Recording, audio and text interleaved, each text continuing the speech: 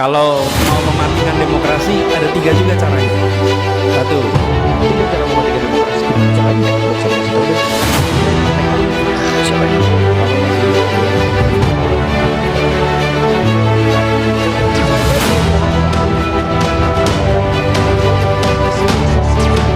Assalamualaikum warahmatullahi wabarakatuh. Shalom, Om Swastiastu, Namo Buddhaya, salam kebajikan, Rahayu. Kembali lagi di YouTube Angkara Rakyat, suara kebisingan dari rakyat untuk pemerintah. Oke teman-teman, kali ini kita akan membahas Mulyono yang sedang kebakaran jenggot dan ketar-ketir. Yap, mengapa demikian? Akibat ceramah yang disampaikan oleh Anies Baswedan di Masjid UGM. Jadi Anies Baswedan ini baru-baru melakukan ceramah di Masjid UGM akibat panggilan-panggilan dari mahasiswa di UGM. Dan pada saat itu ramai mahasiswa yang hadir mendengarkan ceramah yang disampaikan oleh Bapak Anies Baswedan. Jadi di situ disampaikan bahwa ada 3 hal yang merusak demokrasi, dan itu seolah-olah menyindir si Pak Mulyono. Nah, sehingga itulah yang membuat Pak Mulyono ini kebakaran jenggot, teman-teman.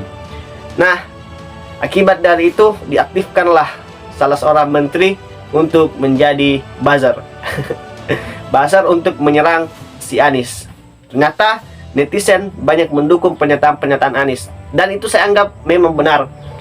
3 hal yang disampaikan ini benar adanya. Bukan karena saya anak abah, enggak.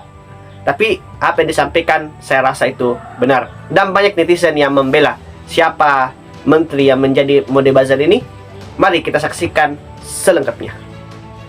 kalau mau mematikan demokrasi ada 3 juga caranya. Satu, Mematikan demokrasi. ganti aturan main. Bener nggak tuh? Yang kedua, singkirkan lawan dari pertandingan.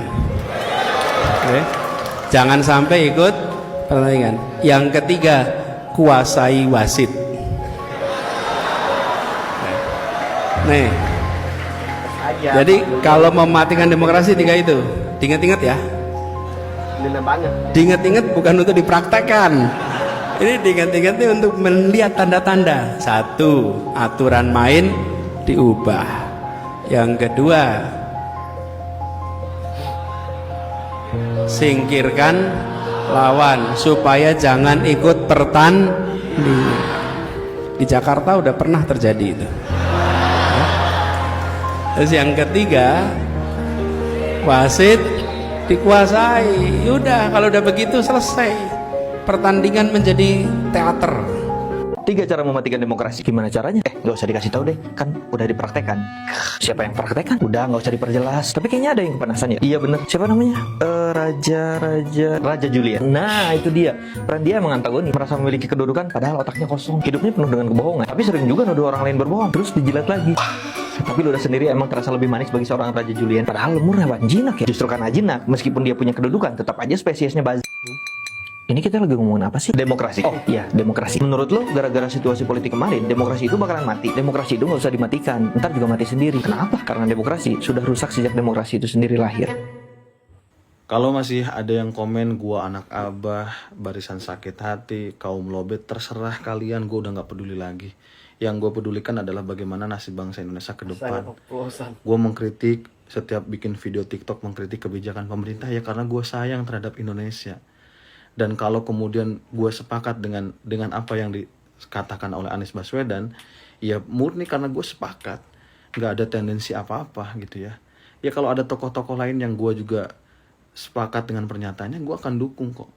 Lihat nih ya, ini pernyataan yang masuk di logika kita. Ada 3 cara mematikan demokrasi: ganti aturan main, singkirkan lawan dari pertandingan, kuasai wasit.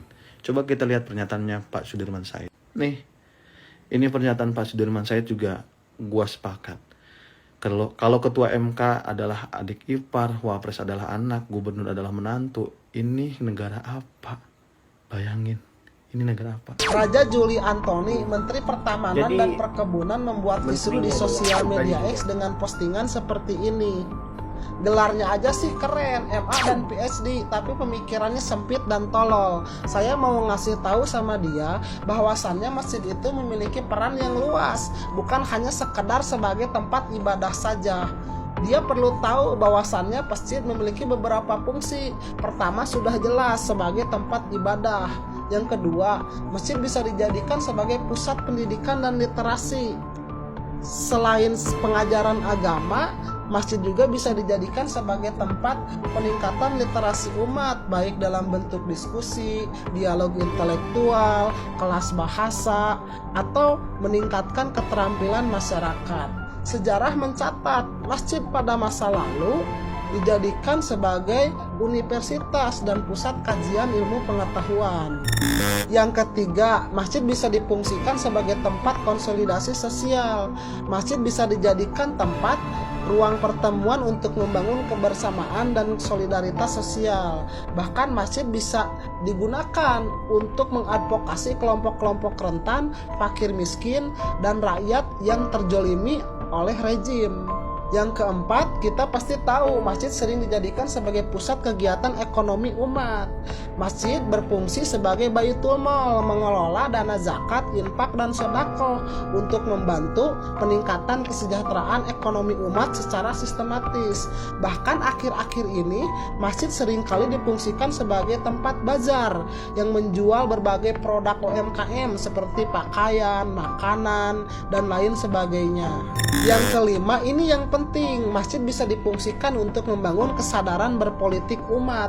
Di masa lalu, masjid sering dijadikan tempat untuk membahas isu-isu strategis dan kebijakan publik yang diambil pemerintah yang memiliki dampak langsung terhadap sistem kehidupan masyarakat. Jangan sampai ada stigma bahwasannya masjid harus dijauhkan dari politik. Justru membangun kesadaran umat terhadap politik adalah bagian dari keadilan sosial.